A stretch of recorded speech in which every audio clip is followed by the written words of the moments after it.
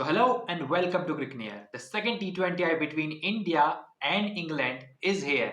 चेपॉक में मुकाबला होने वाला है और चेपॉक में यहाँ पर स्पिनर्स को बहुत मदद मिलती है। लेकिन अगर मैं बात करूँ फास्ट बॉलर्स की, तो फास्ट बॉलर्स को भी यहाँ पर मदद मिलने की पूरी पूरी उम्मीद है। चेपॉक में आश्चर्यजनक बात यह है कि सिर्फ अब तक 2 T20 हुए हैं, जिसमें से एक हुआ था 2012 में, जिसमें भारत को मिली थी हार न्यूजीलैंड के हाथों 6 विकेट से। और वहां पर अगर मैं बात करूं 2018 में मुकाबला हुआ था इंडिया वर्सेस वेस्ट इंडीज का, जिसमें भारत ने वेस्ट इंडीज को शिकस्त दी थी और भारत ने जीत दर्ज की थी। हालांकि इस मैदान पर टेस्ट मैचेस होते हैं, ओडीआई क्रिकेट होती है, आईपीएल होता है, बट टी20 इंटरनेशनल के तौर पर ये जो मुकाबला है बहुत अहम रहने वाला है।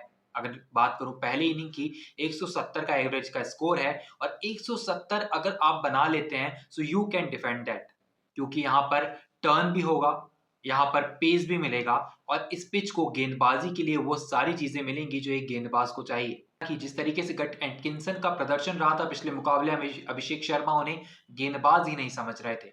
इस मुकाबले में ब्राइटन कार्स को यहाँ पर उनके रिप्लेसमेंट के तौर पर इंग्लैंड लाएगा। और रिप्लेसमेंट की अगर बात करें तो यहाँ पर भारतीय टीम में अभी तक कोई भी खिलाड़ी ऐसा नहीं दिखाई देता है जो कि रिप्लेसमेंट जिसका होना चाहिए। हालांकि वरुण चक्रवर्ती ने जब प्रेस कॉन्फ्रेंस हुई तो वहां पर उन्होंने कहा था कि Varun Chakravarthy will not try anything extra but he will try to put efforts on his basics. यहाँ पर हैरी ब्रूक ने भी यही बात कही कि वो भी अपने बेसिक्स पर काम करेंगे और इस दो मुकाबलों में अगर एक मुकाबला यहाँ पर इंग्लैंड जीत जाता है तो वो उनके लिए बहुत बड़ी बात होगी। लेकिन अगर मैं बात करूं यहाँ पर इंडिया वर्सेस इंग्लैंड की, तो इस मुकाबले में अगर इंडिया जीत जाता है तो ये सीरीज इंडिया ही जीतेगा, because there are 3 more matches और लगातार 3 मुकाबले इंग्लैंड को जीतने होंगे अगर भारतीय मुकाबला जीत जाता है तो। अगर बात करें बल्लेबाजी की, तो जॉस बटलर का 23 का एवरेज है चेन्नई के मैदान में और 11 इनिंग्स में 347 रन के आसपास रन बनाए सूर्य कुमार यादव ने भी। So these two batters are the picks for you who can be picked by you in few teams, जहां पर भी आप उन्हें रखना चाहें अपने फेवरेट्स में। अगर मैं बात करूं यहाँ पर सूर्य कुमार यादव और जॉस बटलर की, तो उनके अलावा बेन डकेट की बात करें तो लेफ्ट आर्म पेसर्स के खिलाफ बेन डकेट फंसते हैं और Arshdeep Singh will be the की फैक्टर अगेंस्ट बेन डकेट।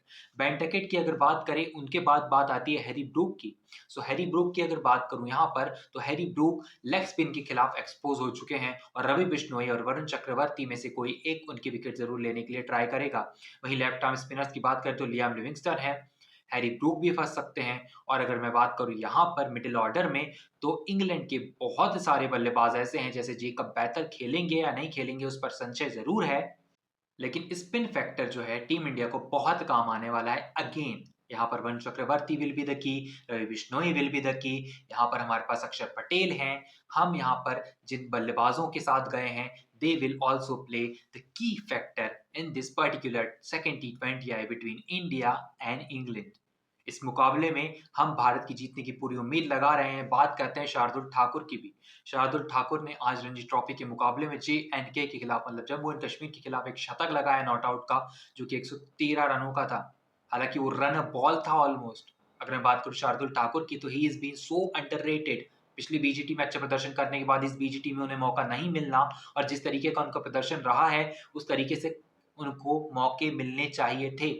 हालांकि इस T20 सीरीज में भी उन्हें मौका नहीं मिला और आईपीएल में भी वो अनसोल्ड गए हैं। हालांकि शार्दुल ठाकुर को अगर कोई ना कोई गेंदबाज अगर इंजर्ड होता है आईपीएल से पहले, तो उन्हें एज एन रिप्लेसमेंट के तौर पर जरूर कोई ना कोई आईपीएल टीम उठा लेगी। लेकिन ऑक्शन में उनका अनसोल्ड होना ये दिखाता है कि इंडिया में कितना सारा टैलेंट है और कितनी सारी चीजें जो है आईपीएल में घटती हैं, जिसकी वजह से एक डिजर्विंग प्लेयर को मौका नहीं मिल पाया अनफॉर्चुनेटली। लेकिन अगर बात करें शार्दुल ठाकुर की, so he has been so good in Ranji Trophy. और अगली जो T20 सीरीज है, अब इसके बाद जो ओडीआई सीरीज होगी उसकी टीम तय हो चुकी है, बट चैंपियंस ट्रॉफी के बाद हम जरूर उम्मीद करेंगे कि शार्दुल ठाकुर को वापस टीम इंडिया में मौका जरूर मिलेगा।